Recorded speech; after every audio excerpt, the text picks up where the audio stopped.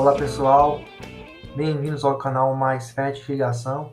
Eu sou o Gustavo e hoje iremos falar sobre o dimensionamento do Venturi.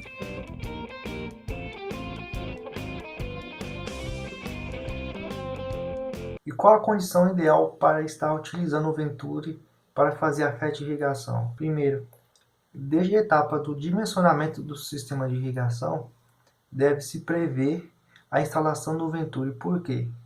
Porque o Venturi ele gera uma grande perda de carga devido ao seu funcionamento.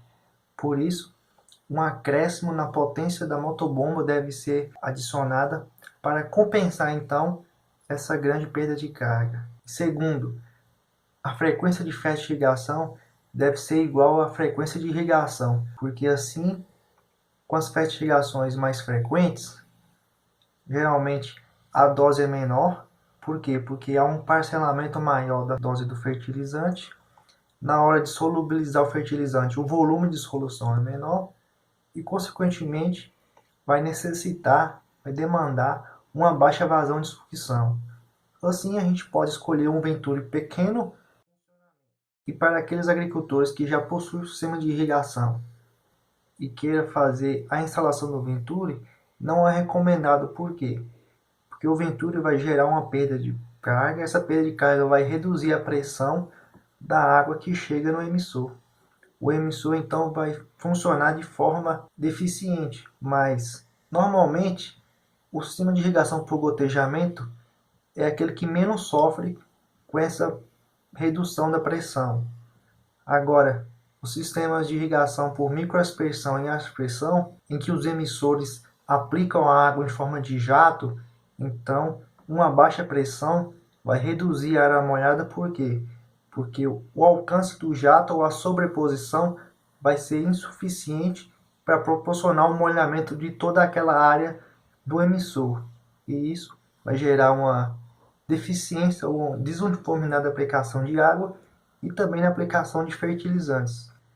O funcionamento do Venturi ele já foi explicado em outro vídeo. Eu vou deixar o link aqui na descrição para quem quiser. Vamos supor que essa imagem, que o fluxo da água é no sentido da seta. Então, para o Venturi funcionar, ele precisa de uma diferença de pressão. Ou seja, o registro da linha principal ele vai ser parcialmente fechado para que o fluxo de água então passe pelo Venturi, gerando assim um fluxo de água com determinada velocidade, e essa energia cinética associada a essa velocidade vai ser convertida em energia de pressão dentro do Venturi, no caso pressão negativa, que vai proporcionar então a sucção. Vamos considerar aqui que foi instalado 2 manômetros, um antes e um após o Venturi, para poder então medir a razão da pressão entre a saída e a entrada.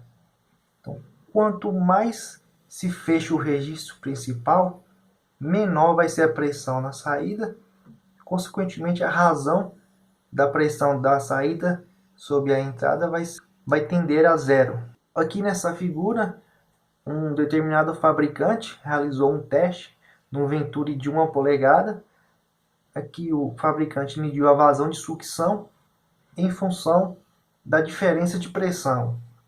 Cada ponto azul representa uma combinação de vazão e pressão. Nessa figura podemos perceber que, à medida que vai se fechando o registro da linha principal, notem que até aproximadamente 15% de redução da pressão na saída, a vazão de sucção é zero. Por quê? Porque aquela vazão que passa pelo Venturi é insuficiente para gerar a sucção. Só então a partir da redução de aproximadamente 15% da pressão de saída que vai iniciar a sucção. Nota que a vazão de sucção aumenta linearmente à medida que a diferença de pressão diminui, até chegar um momento em que não adianta mais fechar o registro da linha principal para proporcionar essa diferença de pressão, que não haverá ganhos de vazão de sucção. A partir desse ponto, então, a vazão de sucção vai permanecer constante. O fabricante também construiu uma figura sobre a eficiência em função da diferença de pressão. Podemos notar aqui também que a eficiência ela aumenta quando se inicia a sucção até um determinado ponto, depois a eficiência decresce. Então, nesse pico equivalente a uma diferença de pressão de 0,7, ou seja, a pressão após o Venturi é 30% menor, nesse ponto então a eficiência é máxima. Por isso que vários fabricantes fornecem o catálogo especificando as vazões de sucção dos seus Venturis para uma diferença de pressão de 30%. Agora vamos cruzar então esses dois gráficos. Então podemos perceber que a maior eficiência do Venturi não é quando ele possui a maior vazão. Então, por isso que normalmente os fabricantes fornecem então as informações do Venturi nesse ponto. E como que eu escolho o tamanho do Venturi? Para escolher o Venturi tem que se conhecer a vazão de sucção que se deseja.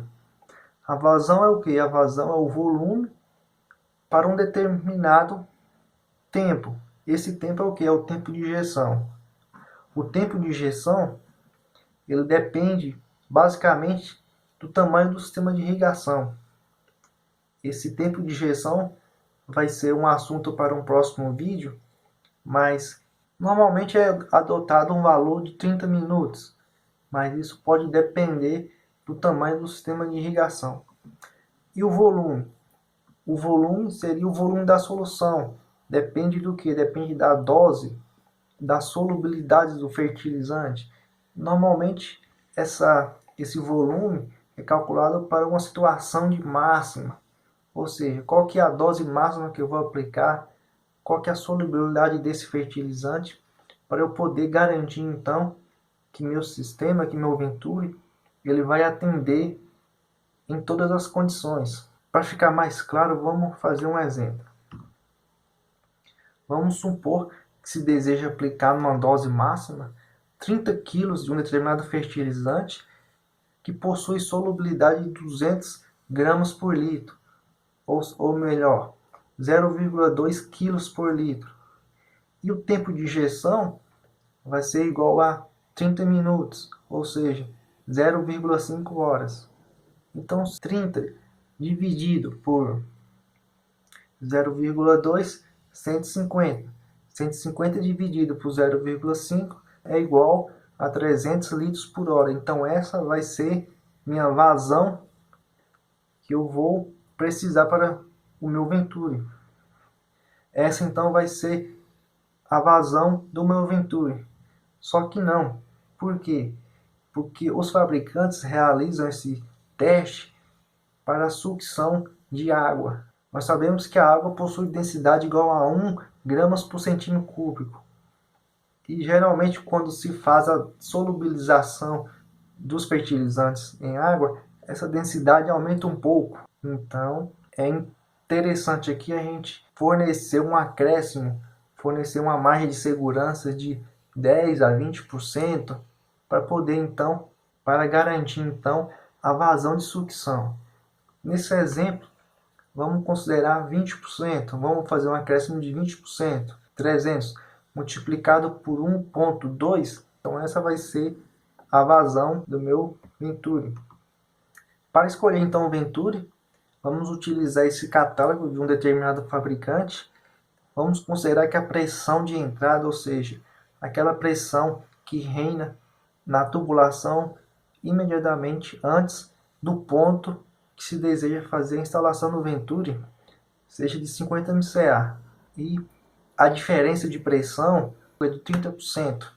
Ou seja, a pressão de entrada for 20, a pressão de saída vai ser 30% menor, ou seja, 14, e assim sucessivamente. Esse fabricante aqui ele possui 4 Venturis, tamanho de 3/4, 1 polegada, 1,5 polegadas e 2 polegadas.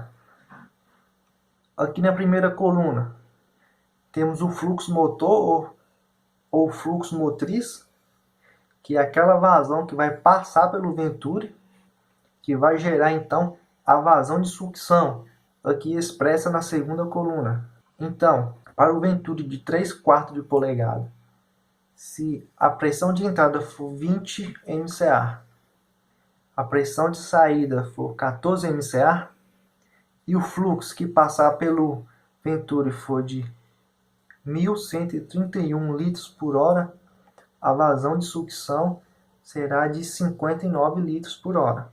No nosso exemplo, a pressão de entrada vai ser 50 MCA. Então, na linha de 50 MCA, qual que é a vazão de sucção que a gente deseja?